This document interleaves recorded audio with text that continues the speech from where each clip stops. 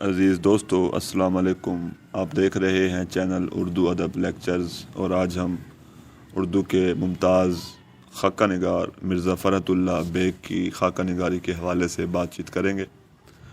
دوستو، مرزا فرحت اللہ بیگ اردو کے صف اول کے مرقع نگار اور شخصیت نگار ہیں۔ وہ خاکہ نگاری کا فطری ذوق رکھتے ہیں۔ ان کی خیالی تصویریں قلم کی معجزہ نگاری کے باعث جیتی جاگتی نظر آتی ہیں۔ مرزا فرحت ظرافت اور قصہ نگاری کو یکجا کر کے شخصیت نگاری اور خاکہ نگاری کرتے ہیں۔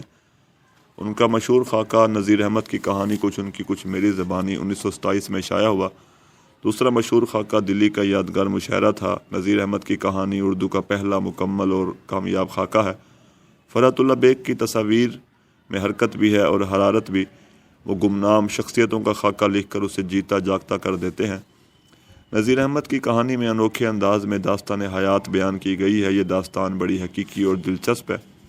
نذیر احمد کو نہ تو فرشتہ دکھایا گیا ہے اور نہ ہی کوئی ملا، بلکہ اپنے استاد کی حقیقی اور مکمل تصویر پیش کی ہے۔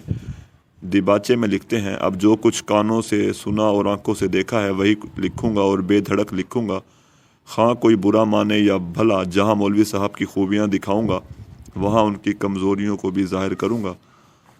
نذیر احمد کی شخصیت و حیات پر اس سے بہتر اور جامع ادبی تحریر جس میں شگفتگی بھی ہو اور مزاح بھی آج تک سامنے نہ آ سکی۔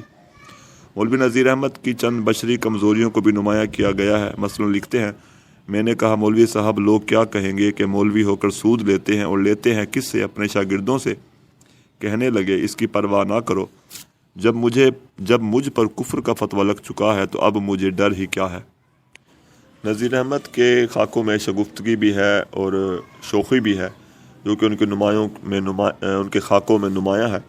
حقیقت بیانی ان کا نمایاں وصف ہے۔ یہ حقیقت عقیدت و محبت کے ساتھ کردار نگاری کا عمدہ نمونہ ہے۔ نذیر احمد کی شخصیت سے محبت اور عقیدت ہونے لگتی ہے، عظمت کا احساس ابھرنے لگتا ہے۔ ان کی محنت، مشقت اور حق گوئی سے پڑھنے والے کو الفت ہونے لگتی ہے۔ ایک جگہ پہ لکھتے ہیں، کہتے بھی جاتے تھے کہ بھائی کیا مزے کا خربوزہ ہے، میاں کیا مزے کا آم ہے، مگر بندہ خدا نے کبھی یہ نہ کہا بیٹا ذرا چکھ کر دیکھو یہ کیسا ہے۔ فرحت اللہ بیگ نے مولوی صاحب کی شخصیت پر توجہ مرکوز رکھی ہے اور ان کے لباس کے بارے میں لکھتے ہیں، ان کے گھر کے اور باہر کے لباس میں زمین آسمان کا فرق تھا۔ اگر ان کو روزانہ باہر نکلنے کا شوق نہ ہوتا تو لباس کی مد ہی ان کے اخراجات کی فہرست سے نکل جاتی۔ نذیر احمد کی فطرت کو جس خوبصورتی سے آشکار کیا گیا ہے وہ بے مثال ہے۔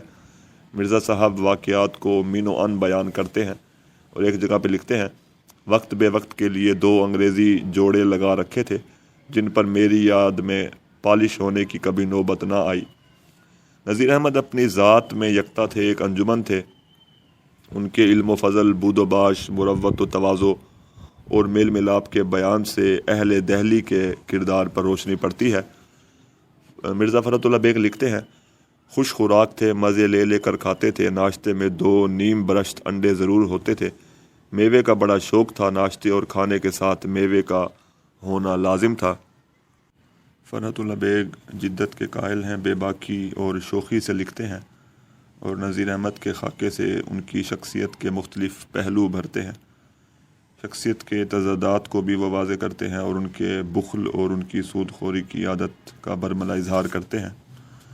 نذیر احمد کا حلیہ بیان کرتے ہوئے لکھتے ہیں کہ ناک کسی قدر چھوٹی تھی اور نتنے کسی قدر بھاری، داڑھی بہت چھدری تھی، ایک ایک بال آسانی سے گنا جا سکتا تھا۔ دہلوی تہذیب و ثقافت کی عکاسی بھی خاکہ نگاری کے دوران کرتے ہیں، اور لکھتے ہیں، شاید ہی شہر بھر میں کوئی ہوگا جس کے ہاتھ میں بانس کی لکڑی اور گز بھر کا لٹھے کا چوکور رومال نہ ہو۔ ایک اور جگہ لکھتے ہیں، میں نے گھڑی دیکھ کر کہا کہ 9:30 میں 5 منٹ ہیں۔ کہنے لگے، اوہو دیر ہو گئی، ذرا میرا جوتا اور جرابیں تو لے آؤ۔ میں نے لا کر جرابیں پہنائی، میں نے کونٹی پر سے اتار کر شیروانی اور ٹوپی دی۔ وہ پہن کر کہنے لگے، چلو بھائی، وقت تنگ ہو گیا۔ تو مرزا فرحت اللہ بیگ کی خاکہ نگاری کے بارے میں اگر ہم مختصراً بات کریں کہ وہ موجودہ دور کے صف اول کے اور ممتاز خاکہ نگاروں میں سے ایک ہیں، جنہوں نے نذیر احمد کی خاکہ نگاری کرتے وقت ان کی شخصیت کی خوبیاں خامیاں بھی اجاگر کی اور ساتھ ساتھ دہلوی تہذیب و معاشرت کی بھی عکاسی کی، اور حقیقت بیانی سے کام لیتے ہوئے جو انہوں نے اپنی آنکھوں سے دیکھا اور کانوں سے سنا اس کو مینوان بیان کر دیا، اور یہی خوبیاں جو ہیں ہمیں ان کے خاکہ نگاری میں واضح نظر آتی ہیں۔ شکریہ۔